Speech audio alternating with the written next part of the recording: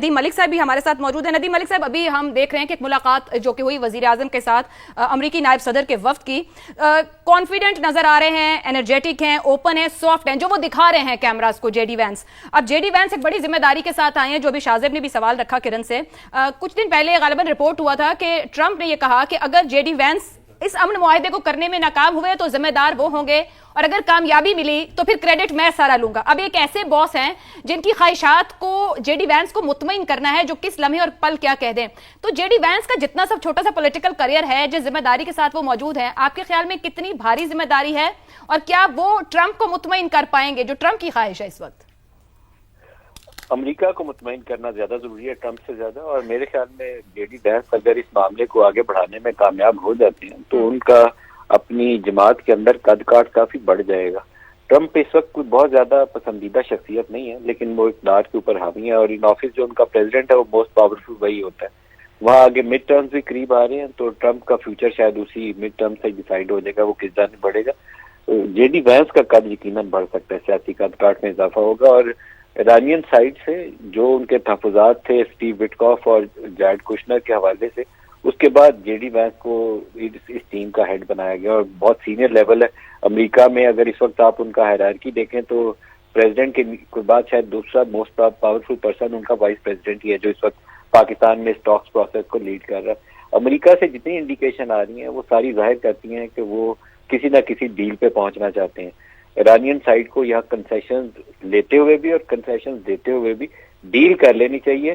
زیادہ اٹکنا، بہت hard line لینا مذاکراتی عمل کو نقصان پہنچا دیتا ہے۔ اچھی بارگیننگ پوزیشن یہ ہونی چاہیے کہ آپ ایک دو نکات کے اوپر گنجائش دیں، ایک دو نکات کے اوپر گنجائش لیں، آگے بڑھیں۔ بات چیت کا عمل تو لمبا چلے گا، لیکن آپ کے پرنسپل طے ہو جانے چاہیے کہ آپ آگے بڑھ رہے ہیں یا نہیں بڑھ رہے، وہ پرنسپل طے ہو جائیں۔ باقی ڈیٹیل ڈسکشن میں جاتے ہوئے جتنا میکسیمم ایکسٹریکٹ کر سکتا ہے ایران اس کی کوشش کرے، لیکن first round should be successful.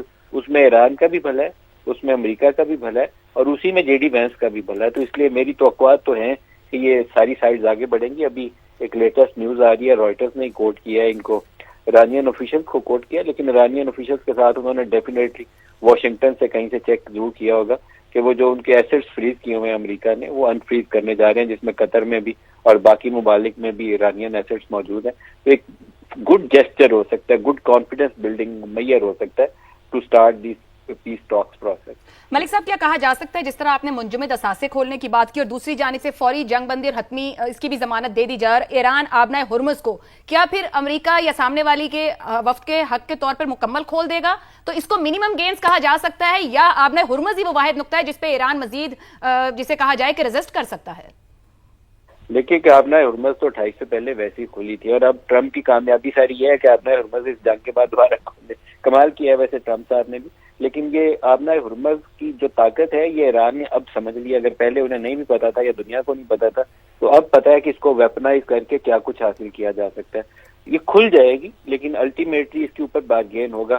جو سب سے پہلا نقطہ ہے کہ ایران کے اوپر دوبارہ حملہ نہ ہو، اس کی فول پروف گارنٹیز ہوں۔ وہ کسی معاہدے کے بعد بھی ایران کو یقین دہانیاں چاہے گا، پاکستان سے پوچھے گا، چائنا سے وہ چاہے گا کہ کوئی اپنا وزن اس پلڑے میں ڈالے۔ یو این سیکورٹی کونسل میں اگر کوئی اس کے اوپر اس ریزولوشن کی کوئی سینکٹیٹی وہاں سے آ سکتی ہے تو وہاں سے آ جائے، ایسی گارنٹیز چاہے گا جس کو بعد میں ایران کو یہ یقین ہو کہ اس کو کوئی فالو اپ بھی ہوگا۔ یہ نہ ہو کہ 6 ماہ بعد اسرائیل دوبارہ جہاز اڑا کے تہران کے اوپر بمباری کر رہا ہو، وہ سچویشن ایران نہیں چاہے گا دوبارہ ہو۔ تو اب تو جتنا انہوں نے نقصان اٹھانا تھا اٹھا لیا، اور اگر وہ پین کچھ دن اور بھی انہیں برداشت کرنی پڑتی تو وہ اس کے لیے تیار تھے۔ تو اب اگر مذاکراتی عمل میں آئے ہیں تو یہاں سے 2-3 چیزیں جو ان کی بنیادی حق ہے ان کا، بلا وجہ کسی کے اوپر اشتعال انگیزی یا حملہ نہیں ہونا چاہیے، یہ حق ہے ایران کا، اس کے اوپر اچھے سے بات گین کرے۔ اور 1-2 چیزیں فیس سیونگ جو امریکہ کو چاہیے، وہ نیوکلیئر پروگرام والا معاملہ ہے، آئی ایم شیور کہ اس کے اوپر کمپرومائز کے اوپر بھی ہوگا، کیونکہ چائنا بھی یقیناً یہی چاہتا ہے کہ یہ جو واٹر ویز ہے یہ کھلے رہیں، ان میں بندش سے پوری دنیا کی اکانومی بیٹھ جاتی ہے۔ تو یہ 2-4 نقطے ہیں جس کو لے کے اتفاق رائے کریں، اور آگے بڑھنے کے لیے راستے دونوں کھولنے ایک دوسرے کے لیے۔ درست ہو گیا ملک صاحب، ساتھ ہی رہیے گا۔ طلعت حسین صاحب، اوپر ایک بات ہو رہی تھی کہ پاکستان جب نیوکلیئر ہوا، ہماری اسٹریٹجیز اور کمبینیشن آف اسٹرینتھ کی جو عامر صاحب نے کی تھی، اچھا اب ایک تو دہائیوں کا پاکستان کا سفارتکاری ہے یا تعلقات ہیں، نیوٹریلٹی ہے، یا ہماری جو اسٹریٹجک پالیسیز رہی، اگر ان کو ایک طرف رکھیں، पिछले एक साल की, गुज़िश्ता साल मई से अब तक की सियासी और अस्करी क़यादत की अगर स्टैंडिंग की बात की जाए, उस कंडक्ट की बात की जाए, क्योंकि हमने बहुत ज़्यादा सियासी अस्करी क़यादत को मूव इन मूव आउट करते देखा, मुख्तलिफ ममालिक में मिलते जुलते देखा, सफारती तौर पर भी, अस्करी तौर पर भी बहुत हैपनिंग हुई है पाकिस्तान की। पिछले साल जून ऑनवर्ड्स अब तक की बात की जाए, इन महीनों की कितनी अहमियत है आज पाकिस्तान के स्टेचर के अंदर?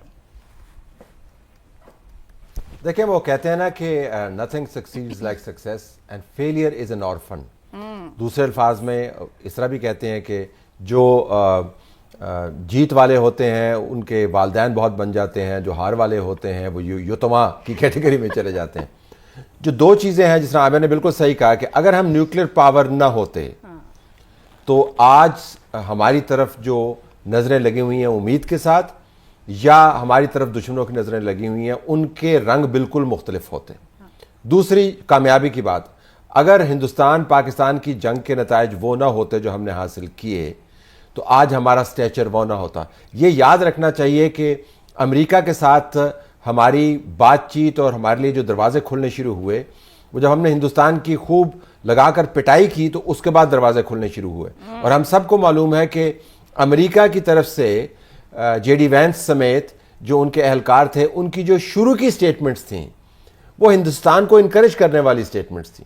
वो स्टेटमेंट्स क्या थी कि हाँ ठीक है, ये खुद ही हिंदुस्तान तय कर लेगा, ये कुछ अरसे में मामला तय हो जाएगा।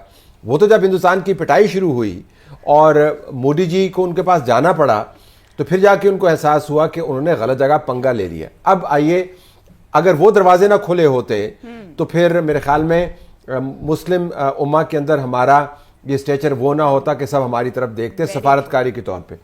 ये भी ज़हन में रखिएगा कि हमने सिर्फ हिंदुस्तान के साथ मामलात को अस्करी तौर पर तय नहीं किया, अफगानिस्तान के ऊपर जो हमने अपनी बहुत अरसे में गूमगू वाली पॉलिसी को तब्दील किया है, यकसर तब्दील कर दिया है। जब ये रेड लाइन आप तय करते हैं कि उधर से अगर हमारे पर हमले हुए तो हम उसका ठोक के जवाब देंगे, तो जवाब हमने दिए।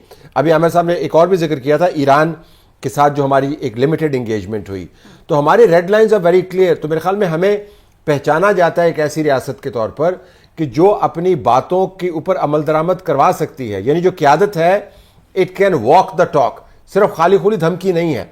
इंडिया के हवाले से, अफगानिस्तान के हवाले से, ईरान के हवाले से, और आपका एक न्यूक्लियर स्टेचर भी है। तो मेरे ख्याल में ये जो बुनियाद है हमारी वो बड़ी पक्की है। और जिस तरह हमने पहले भी वैसे बात की थी, बहुत दुनिया में कोई ऐसा मुल्क नहीं है आयशा जो चीन के साथ भी सीधा हो जी, जो अमेरिका के साथ भी सीधा हो, जो सऊदी अरब के साथ भी सीधा हो, जो ईरान के साथ भी सीधा हो, जो तुर्की के साथ भी सीधा हो, जो इजिप्ट के साथ भी सीधा हो। यानी ऐसा मुल्क आपको कहीं नहीं मिलेगा जो सबके साथ मुस्बत तौर पर एंगेज कर सके। तो लिहाजा जो हमने इसमें से अपना इमेज बढ़ाया है, वो 1 साल 1.5 साल की तवातर के साथ जो कामयाबियां हैं उसके नतीजे में हमारे सामने आया है। अभी वैसे जेडी वैंस की बात हो रही थी, बड़ी दिलचस्प बहस है इसके ऊपर। अगर आप इजाजत दे तो लंबी ट्रांसमिशन है ना, हमें एक सवाल करना चाह रही थी आपसे, उसको मैं कह देती हूँ कि मुझे भारत वाला एंगल ऐड कर, मुझे दिलचस्प चीज करें भारत वाला एंगल ऐड करें, वो तो बड़ा जबरदस्त एंगल है। मैं करेंगे, आप बहस पे मुकम्मल करें, क्योंकि आपने पाकिस्तान के ताल्लुकात जैसे रखे, आपने सारे मुल्क गिन दिए, तो भारत का ताल्लुक भी इजराइल हो, अमेरिका हो, चाइना हो, यूएई हो, वो खास ताल्लुक है। खास ताल्लुक वालों को हम खास ट्रीटमेंट देते हैं, खास ट्रीटमेंट देते हैं। अभी आपने जेडी वैंस की बात, मदर और मदर वाले ताल्लुक है उनके, मदरलैंड फादरलैंड। आपने जेडी वैंस की बात की। सुबह जो है सारी रात काम करने के बाद जब मेरी आंख खुली तो एक साहब ने मुझे पैगाम क्या भेजा हुआ था जी। वो कह रहे हैं ये वैंस जो है ये जट है। या ये भी सोशल मीडिया में बहुत चल रहा है, वैंस बरादरी ढूंढी जा रही है पाकिस्तान ये भी बरादरी। अच्छा, फिर मैंने जब तहकीक की तो वैंस जो है बुनियादी तौर पर लैंडेड जेंट्री में आते हैं, ये बरतानिया से और आयरलैंड से, स्कॉटलैंड से, तो ये हैं लैंडेड जेंट्री। अब आज जेडी वैंस का बड़ी दिलचस्प बात हो रही थी कि नदीम साहब ने बिल्कुल सही कहा कि उसका कद काट बढ़ जाएगा, लेकिन ये याद रखें कि डोनाल्ड ट्रंप का एजेंडा क्या है। डोनाल्ड ट्रंप का एजेंडा है अपने लिए तीसरी टर्म सिक्योर